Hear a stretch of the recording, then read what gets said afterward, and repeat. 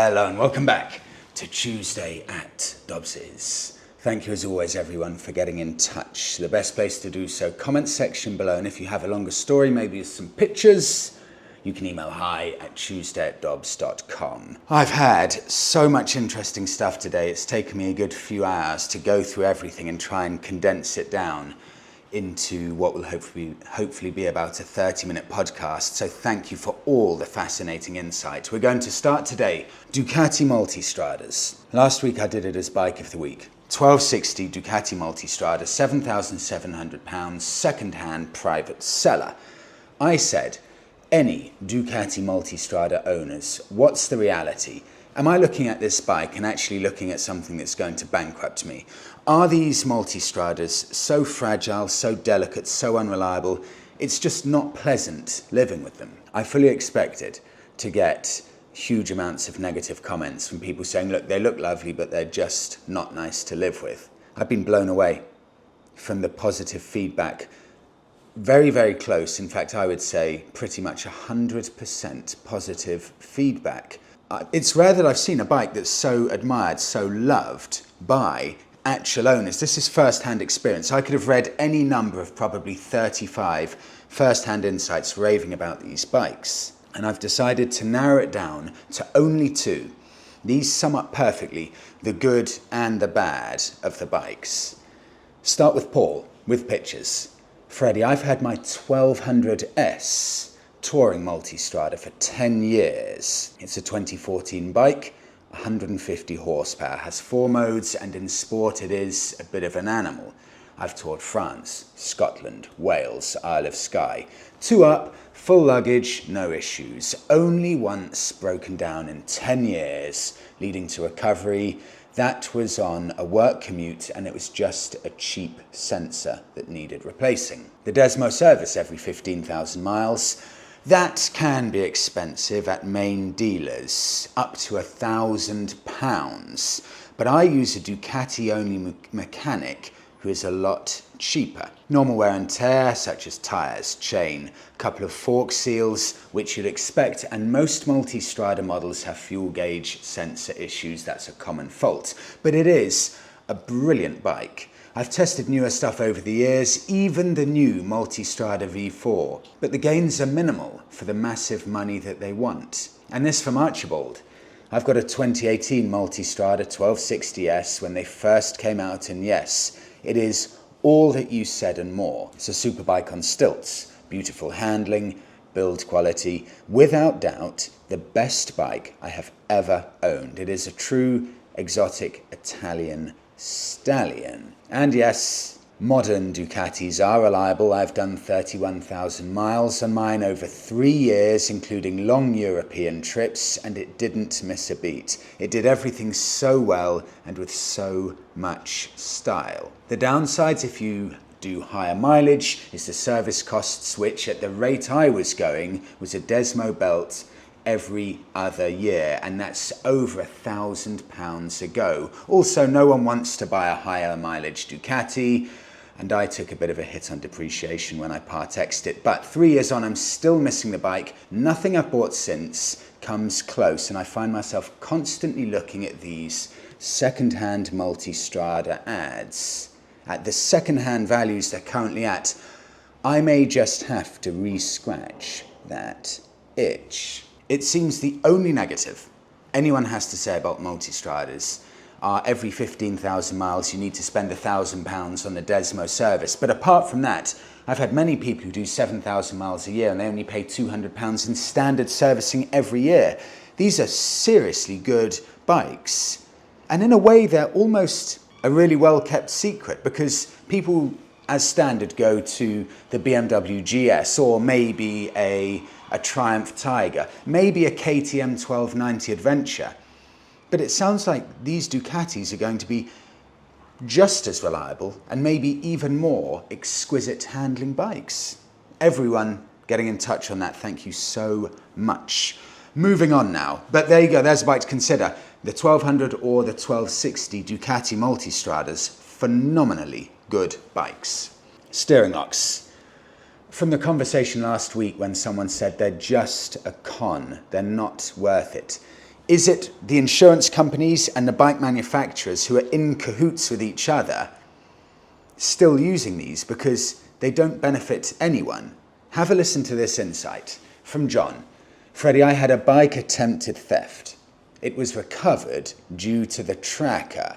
The insurance wrote it off because of the steering lock. They said it needed a frame replacement to fix the steering lock. I'm currently paying for such a mistake. I'm not sure if it's worth to have theft insurance anymore. You will pay back the insurance company cost via the massive price increase post-theft. I had 3 other people getting in touch with exactly this stuff. Bike attempted theft, the thieves break the steering lock, and the bike is written off because either they can't replace the key in the steering lock or the frame is bent when sometimes the owners are adamant it's not bent. So either way you lose, because if you don't have the steering lock on, the insurance company are only going to pay you out 50% because you haven't had the steering lock on. And if you have the steering lock on, then a lot of the time your bike's going to be a write-off if a thief tries to steal the bike. So you can't win either way. John, thank you. Another Italian brand coming back. Onto Morbidelli bikes from Andy. Freddie, on my many scrolls through Auto Trader, dreaming of my next bike, I came across a Morbidelli 997 V-twin cruiser, more commonly known as the MBPC 1002V. That does not roll off the tongue. I'd never heard of these bikes, and they unbelievably, that's incredible, unbelievably retail, brand new, £9,799. Freddie, have you ever come across these on your travels, and are they any good? Andy, let's take a look at this. Right, flashing up on the screen now. This is the Morbidelli motorbike you're talking about. Background to the brand. And no, I'd never heard of these in my life. Morbidelli, this is from Wikipedia, was an Italian motorcycle manufacturer. It is now MBP Morbidelli, founded by Giancarlo Morbidelli in Pesaro. During the late 1970s and early 1980s, the company was particularly successful in Grand Prix motorcycle racing. The team won the 125cc World Championships in 1975, 76, 77, and they even won the 250cc championships in 77 as well. So why, if we've got a successful Italian brand here, why have we not heard of them? Who owns them? Listen to this. This is where things get complicated. First of all, in Wikipedia it said Morbidelli was an Italian motorcycle manufacturer and is now MBP. So who is MBP? Let's try and get to the bottom of this. So I've got here Kiwi Motor Group. This is where I had to start my search. Kiwi Motor Group, founded in Hungary in 1999 with the aim of providing affordable motorcycles around the world. So by the sound of it, a European motorcycle brand, Kiwi. But since the start of Kiwi, Quanjiang Motorcycles in China have marketed their motorcycles outside of China under the Kiwi brand. So my guess is Quanjiang Motorcycles set up Kiwi Motorcycles as a company in 1999 in Hungary to be their European base, where they would sell, or at least have the headquarters for selling Kiwi motorbikes. So yes, a European company, but it sounds like it's really set up by the Chinese as a European base, to the best of my knowledge. In 2022, Kiwi Motor Group founded MBP Moto. Then, in 2024, MBP Moto bought Morbidelli, hence MBP Morbidelli. Confusing, I know. I'll just wrap it up here. Quanjiang Motorcycles are one of the largest bike manufacturers in China, and in 2005 they bought Benelli, another Italian brand. So, in some way or another, I would say it's probably Chinese-owned. Certainly the bikes, to the best of my knowledge, from Morbidelli will be built in China, but by a very well-backed company who specialise in making colossal numbers of motorbikes. I think they look. Let's just take a look at this one here. I think I've got it open. Morbidelli, £9,499, V-twin cruiser, made with an aluminium frame. I mean, that is a really good looking bike, and at £9,500, that is surely phenomenally good value.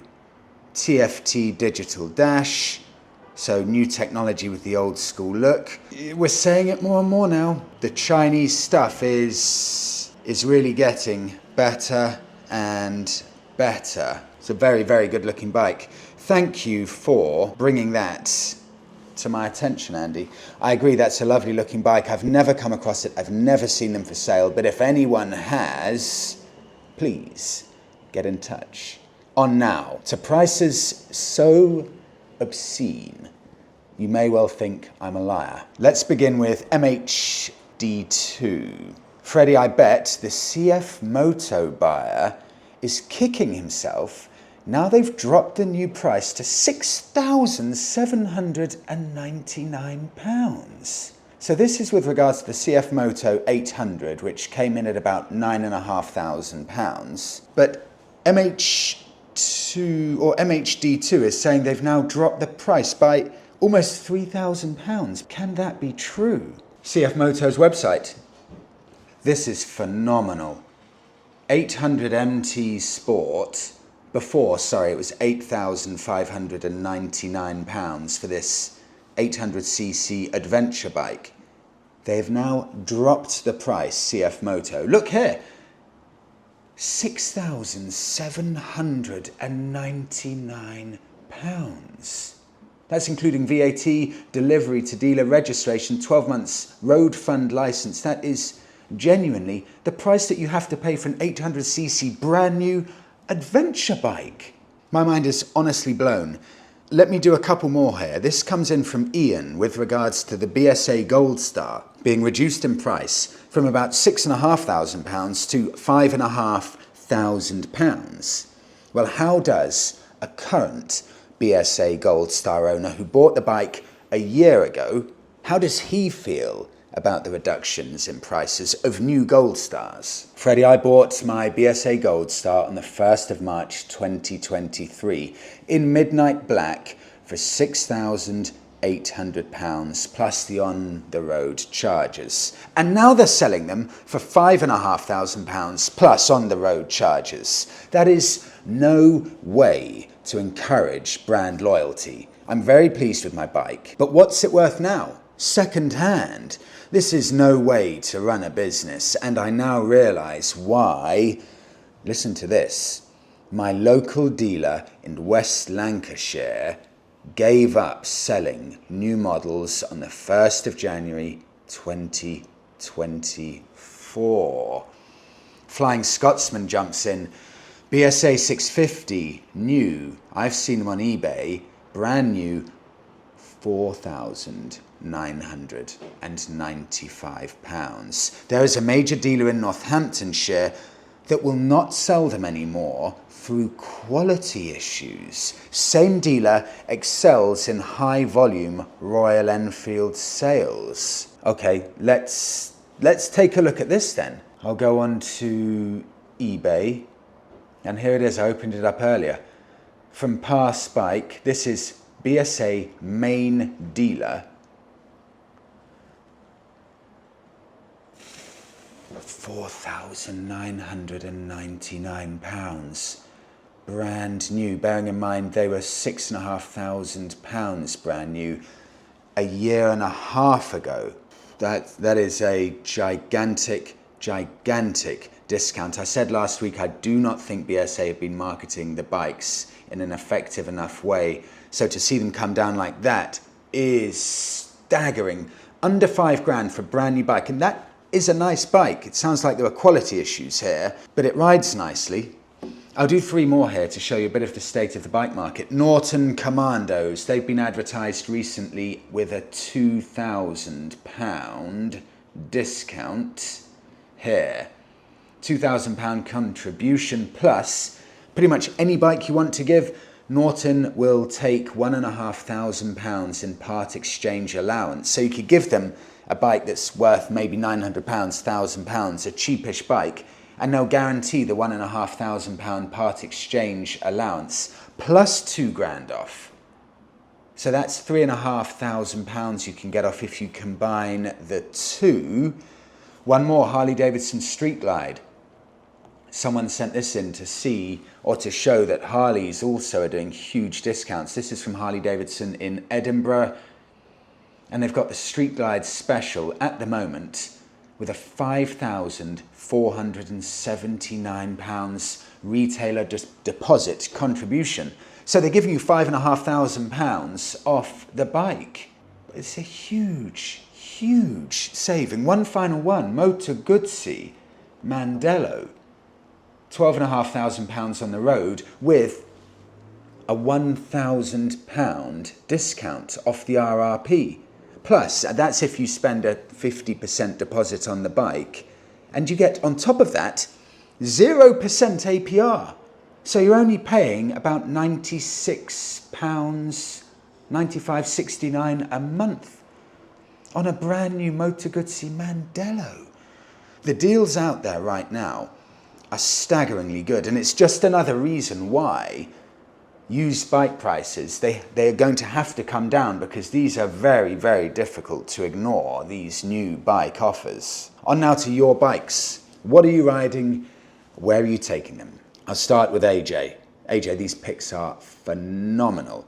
Take a look at these as I read it out. Freddie, I'm writing to you about my Nepal motorbike trip last year. I'm originally from India, living in London for the past 3 years, and last year I decided to take a break, travel to India, buy myself a Royal Enfield Himalayan and ride it to Nepal. Do you know the bike costs only £3,000 in India, and that includes insurance for 3 years.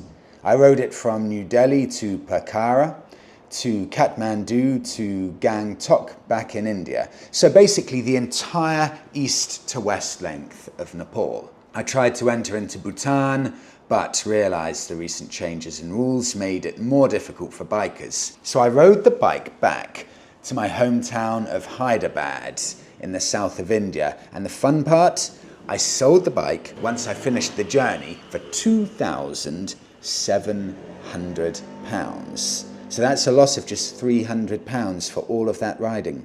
The trip was 21 days and a total of 5,000 kilometers. AJ, fantastic trip and really good advice. A lot of people often ask, is it worth in India just buying a Royal Enfield and selling it at the end of the trip? Clearly it's worth considering.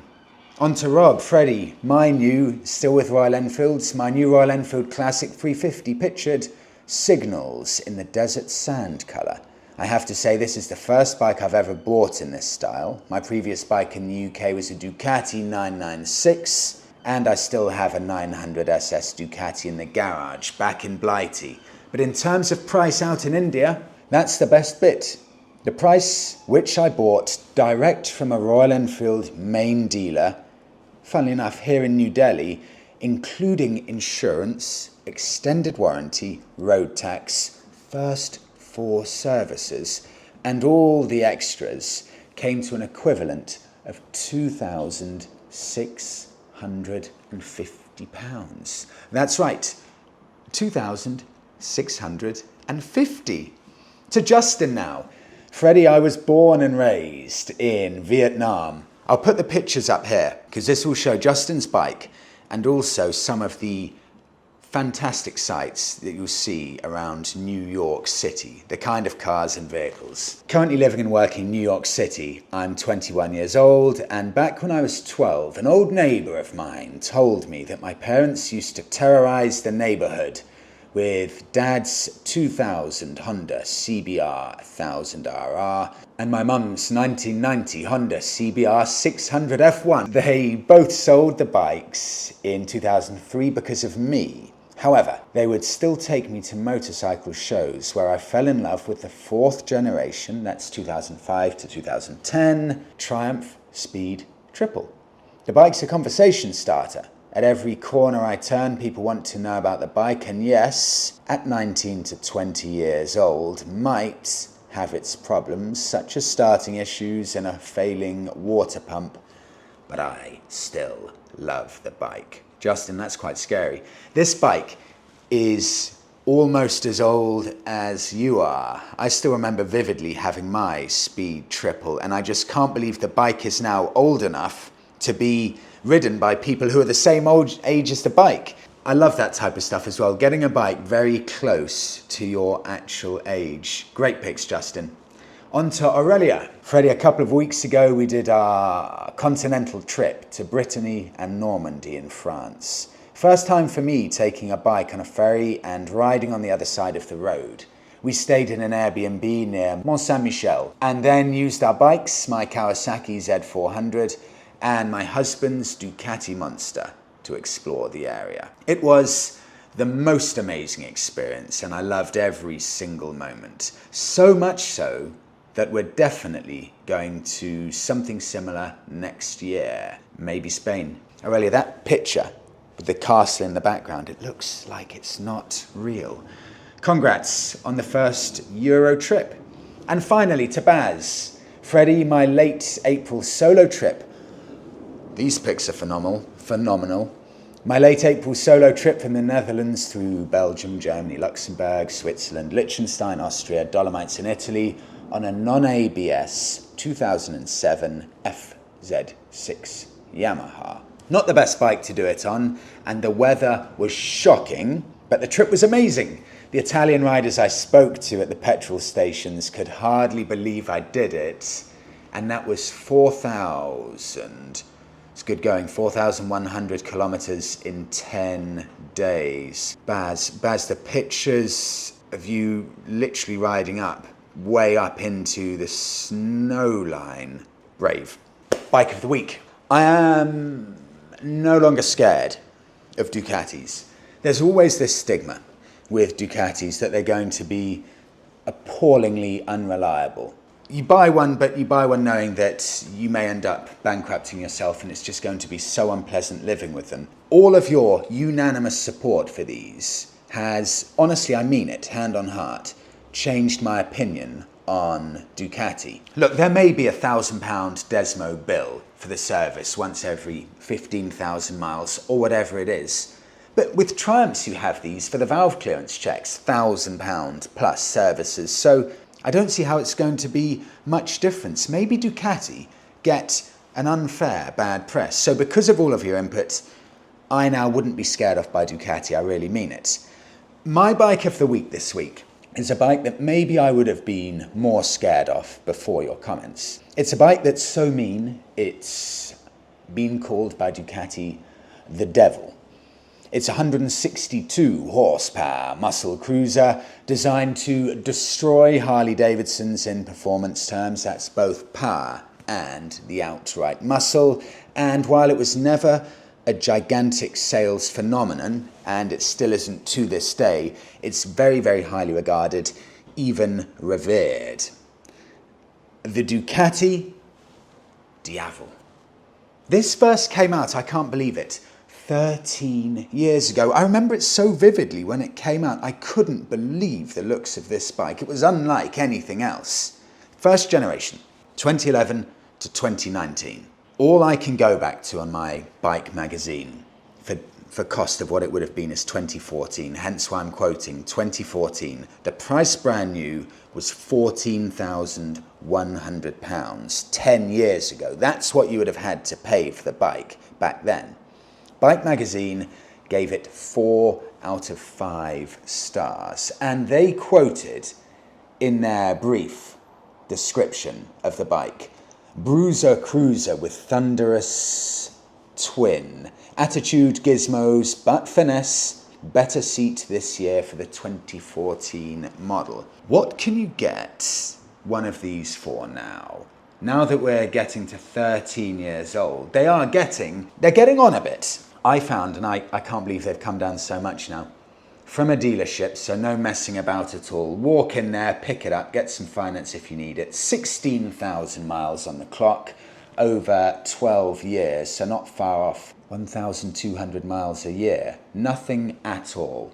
In black, and it's £5,799. for a head-turning, stop-in-the-street bike. Look at that front-end view.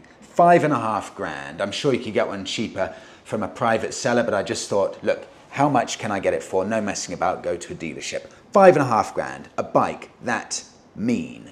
Thank you so much, everyone, for watching this week's video. Have a brilliant week all. I'll see you all in the next one.